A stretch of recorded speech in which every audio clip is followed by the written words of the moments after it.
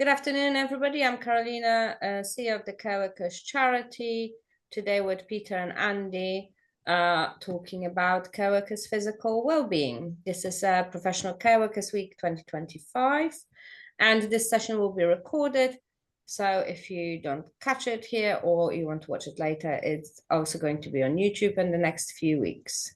With huge thanks to Flourish for sponsoring today's session. And I'll give it over to Andy and Peter to introduce themselves before we start. Hi, everyone. So my name's Andy. A little bit about me. I'm from the Derbyshire area. I've been a sports coach for 20 years and kind of specialised in disability sports.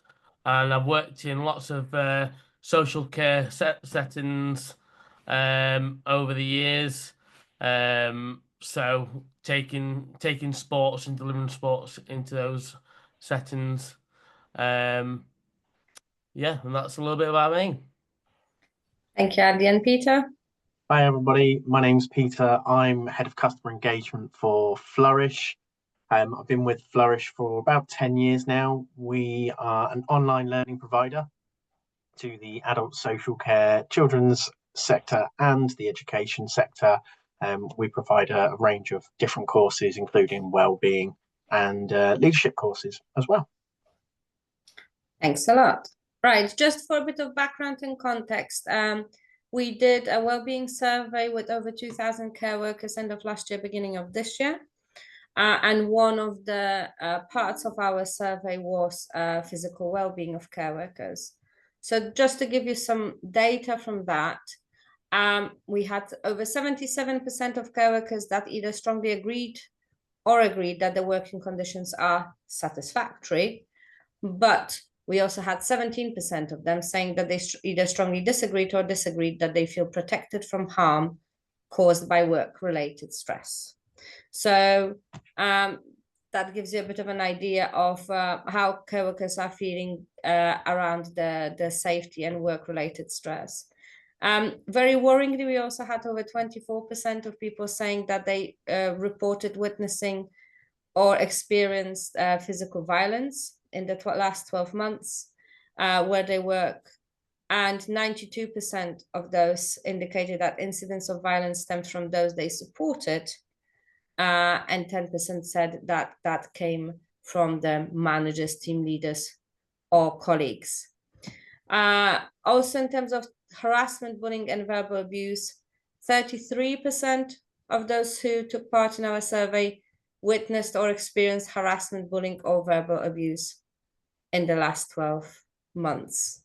So we get a lot of information from care workers through various routes, including online forums and conversations, or our grant giving that care workers' physical well-being is not good in many ways. They either don't have time to look after their physical health, or they experience abuse and harassment at work as well. So we're here today to give care workers some ideas, some tips, discuss some issues around physical well-being, and hopefully share some good practice as well. So after our questions, and we'll start with, from your perspective, what factors within the workforce can most influence physical well-being of care workers? And Andy, could you start us off on this one, please? Yeah, so a few points. First point would be workload and staffing levels. So when staff stretch too thin or doing long shifts back to back, fatigue builds in, injuries are more likely to happen.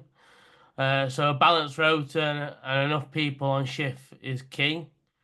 Training and awareness. So ongoing training on safe moving and handling and posture makes a huge difference.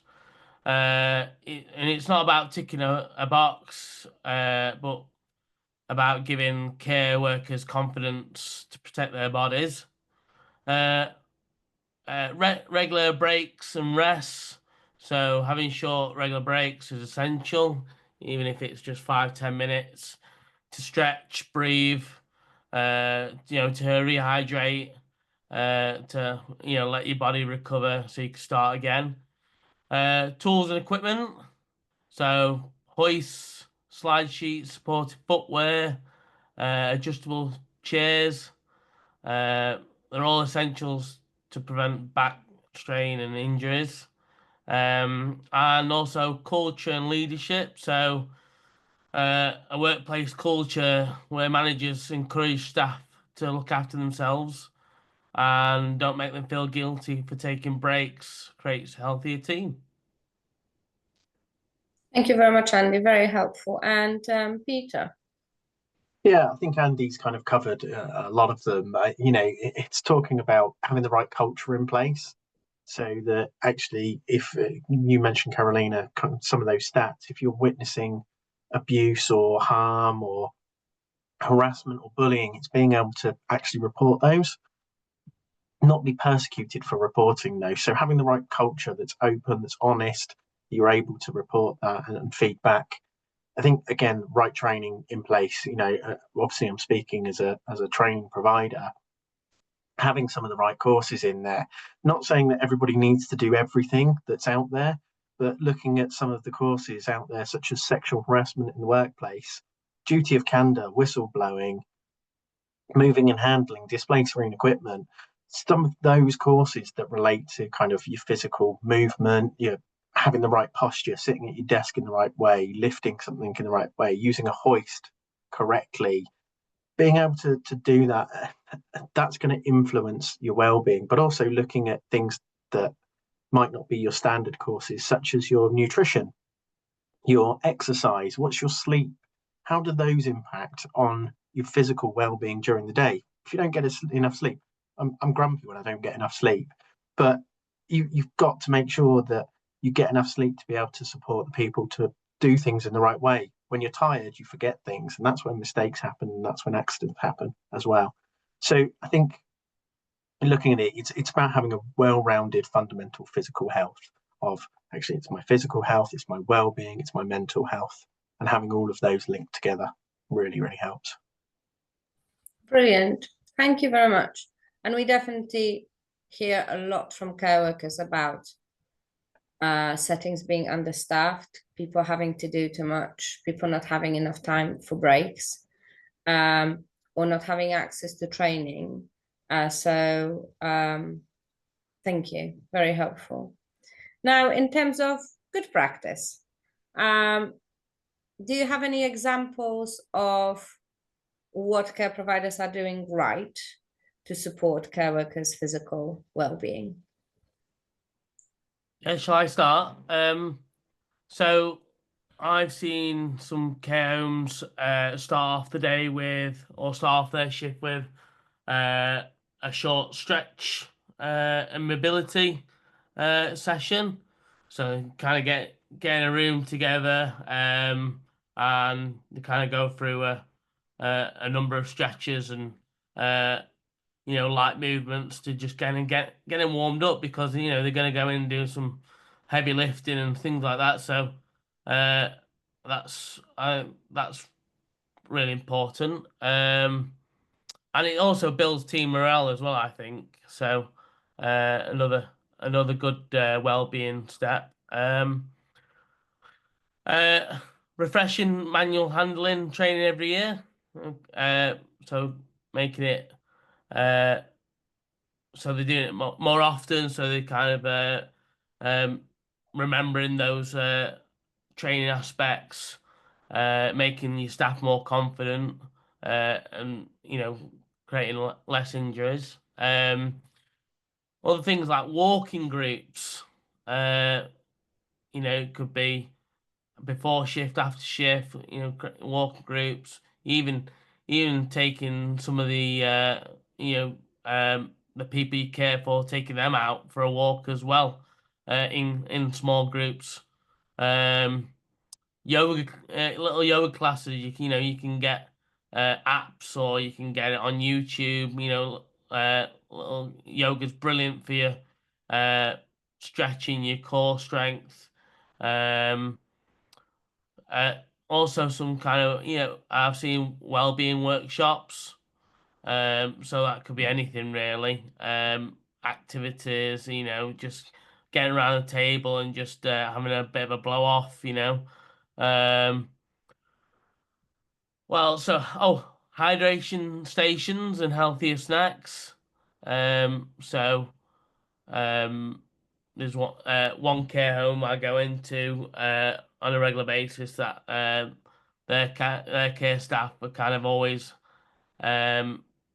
not too far away from their water bottle, and they're able to take sips whenever whether they like. There's healthy snacks on hand whenever they feel like they need it. Also, quiet wellbeing spaces, so a little quiet room to go into if you need to just have a little moment to reset and get back into involved. Thanks a lot, Andy. And I have to say, I've seen and heard of hydration stations for people who are supported, but not necessarily for care workers themselves. So it's great to hear that you've actually seen it being introduced for care workers themselves. Now, Peter, same question. And if you could also talk about quality of training, that would be great.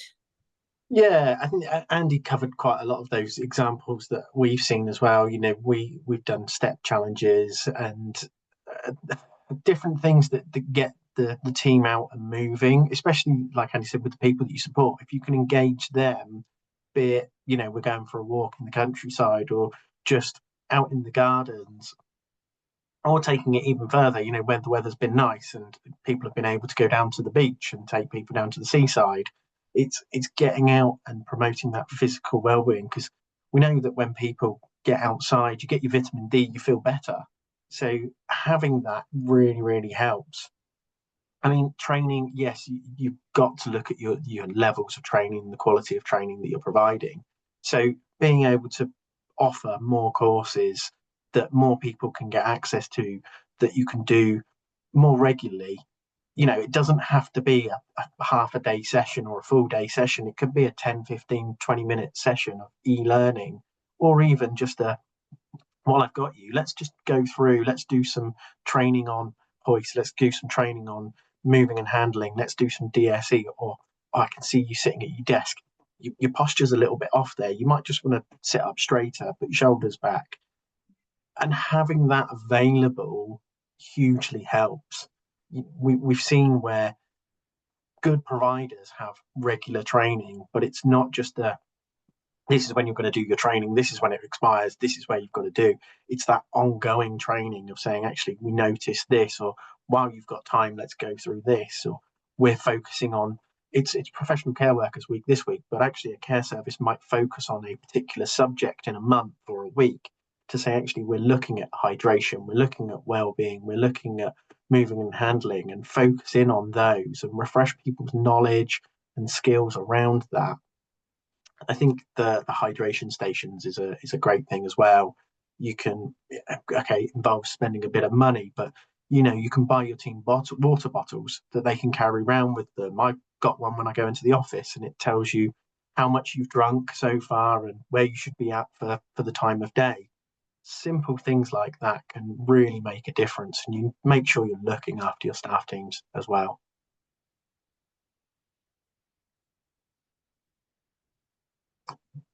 Or hey, Carolina. No, You're I'm on mute, muted, Andy. like years of doing this, and I still stay on mute, honestly. Now, looking a bit more broadly, obviously, you've shared some great tips, and Andy, I know you've got some more practical tips to share with us after we've done the questions as well. But in the last few sessions, we talked a lot about central government, local government, individual employer, and individual care worker responsibility, like whose job is it? So, Peter, starting with you, like on the topic of whose responsibility is it, whose job is it to support physical well-being in the workplace, especially, but maybe outside as well? And what other things do you think can be done, or how can they be structured to better support it? I think everybody's responsible for well-being. You know, I'm responsible for my own well-being, as well as Flourish is responsible for my well-being. My wife's responsible for my well-being. the progress group is responsible for wellbeing, and the government's responsible for my wellbeing. You know, doing things, getting out. I know personally I need to exercise more. Unfortunately, I spend most of my day sitting behind a desk. So that's not great for my physical well-being and not for my mental well-being. So I know I need to get out more. I make a conscious effort to go out and walk at the end of my day. Half an hour, all it is. I'm lucky I've got a green space next to our house that we can walk in. But then also, Flourish is responsible for my well-being. We get check-ins. You know, like I said, we've done steps challenges. I'm 40 next year, so I'm personally doing 40 things before I'm 40, and Flourish is sponsoring some of the things that I'm doing to help raise some money for some charities. So everybody's responsible for doing things. I think, yes, okay, the government is responsible for supporting us with wellbeing for care workers. There's the whole question about funding and the lack of funding, and actually if there was more funding available, we could recruit more people into the social care sector, which would free more people up, which means they could take more breaks. They could then provide better care. You've got that whole section there. But I think we also have to take our own responsibility. But providers locally can group together. If you can't afford to get someone in like Andy to do a session for your carers or for your staff or the people you support, then build a network of care services in your area. You're not competing against each other, you're supporting each other and you're supporting a community. So build a community network and pull together, hire out a hall or something like that together, get people in, get people being active, build the networks, let the people you support reach out and meet new people, improve their well-being, let your staff meet new people. And I think that also would be a huge thing to do. But yeah, I think we're all responsible overall for our well-being. Thank you. And Peter, just one more thing. You mentioned, training around harassment, sexual safety, some of the legislation's changed around those things as well, etc. Do you, because you work, well, a lot of care workers access your training. Do you ever get any feedback through that training on those issues? Yeah, we get feedback on the course content and what's in there and developments. And we're always valuing feedback. We develop our courses based on the feedback that we get. So the more feedback we get about something, the more we can look into it, whether we can build that as a course. So we spent a lot of time last year building our wellbeing bundle, where we put together a range of different courses, all focused on wellbeing. And that's mental well-being and physical well-being. So it's talking about mindfulness, it's talking about sexual health, it's talking about your nutrition and your physical well-being, your exercise. So that came around from listening to what the sector was feeding back to say, can you build those courses? Can you create those? So yeah, we really value the feedback, because there's no point us creating a course thinking that's what's going to help.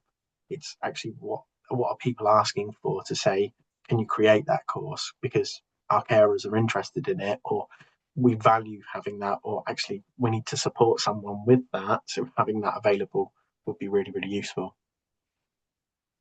Thank you. Andy, you've prepared some practical tips for physical well-being for care workers. Are you happy to share those with us now? Yeah.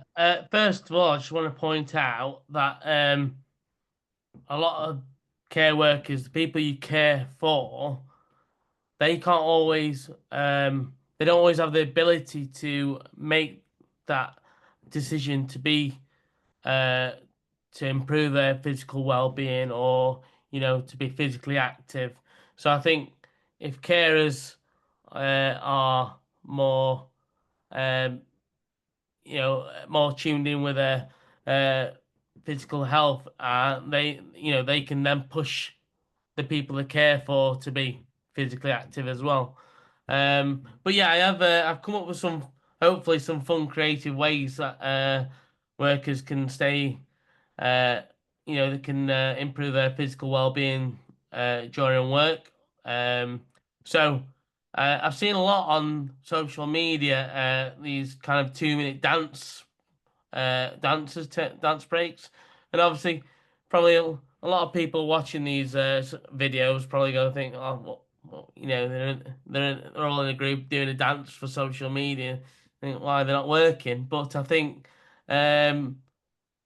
it's a great morale kind of boost. You know, be a good laughter, have a bit of a dance. You know, obviously as well, it's good for your body to have a little bit of a dance. So 2 minute dance breaks, or even longer. And even the people they care for could join in as well, couldn't they? Uh, yeah. So yoga. I've mentioned that earlier. So doing some quick yoga routines or some stretch routines. Step scavenger hunt. So setting team challenges like who can reach 1,000 steps before lunch. And then, you know, it could even be a prize at the end of it. Lifting with purpose, so having items around the workplace, a bit like books in a box. You know, can you do squats with it? You know, working on your physical strength. Wellbeing bingo. So each week, staff can tick off fun activities like walking after shift, 5 minute stretch, drink 8 glasses of water, and you know they could tick it off, and like I said, there could be a prize at the end of it if they complete it all before anybody else. Nature boosts, so going out in the garden just for short walks during breaks, using active apps and games. So step trackers again, wellbeing apps, using for friendly competitions, mini staff challenges. You know, so you could do 5 minute games, throwing catch, balloon keep ups, mini table tennis, and you can do all this in break areas. The hydration squat rule. So every time you refill your water, you got to add 5 squats or lunges, or something like that. And sneaky strength breaks as well. So wall sits while reading your notes, calf raises while brushing your teeth. You know, balance on one foot, waiting for the kettle. So they're just a few things I've come up with. Also as well, wanted to mention like when I'm going into these care settings to deliver my sports sessions, sometimes I'll go into places and the staff will join in and we'll have a great laugh, and actually it helps my sessions run a lot better, a lot smoother. But sometimes I can go into some places and you know that kind of means where staff just disperse and just leave me to it. So it's nice for someone like me and the residents. You know, it's good for the care workers if they get involved as well. Thank you very much, Andy. And Chikiri, I'm going to ask you, how many of those do you do yourself? Yeah. Well, I live in the woods, so I do lots of walking. I've got a golden retriever as well, so lots of walking. Uh, go to the gym 3 to 5 times a week. You know, I like to make sure I've got my bottle of water already topped up all the time. So I like to I like to think I keep healthy, you know, the best that I can. Okay, because I think one of the things that co-workers often tell us is time. It's finding time, and your tips are very helpful because they're like short things that you can do in between doing other things. But I think what we often hear is that finding time to do things for themselves, because care worker mainly prioritize people they support, is very hard. And it's interesting to hear you talk about, you know, the difference between service where you go where the team actually get involved with you and you all do it together, and it becomes a much better activity for everybody involved compared to other settings when people just walk away because they're doing other things. Peter, which one of those are you going to incorporate in your working day, sat at the desk all day? Oh, I think I might have to do the water squats.